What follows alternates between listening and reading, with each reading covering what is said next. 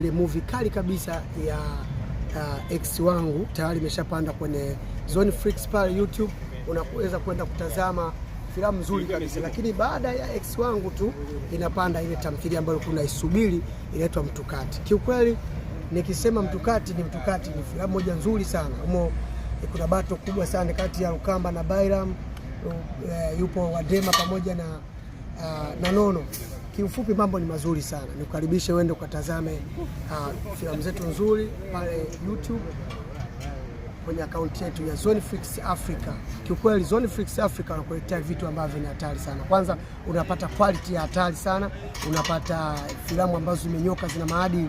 Umeona bwana, unapata kitu kama vile tunavyokwenda kutazama filamu za Nigeria bwana.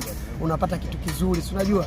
Basi Rukamba Binadamu nikiambatana na madirector wangu kama Tariq na wengine pamoja na bosi wangu Bin Zuberi, tunakuletea vitu vizuri.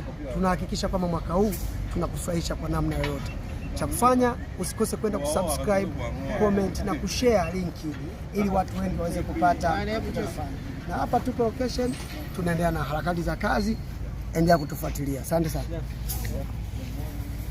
Mtu wa montage. Anaambia montage inayofuata ni montage itakayoonyesha maziwa yanamiminika kwenye ardhi ya montage.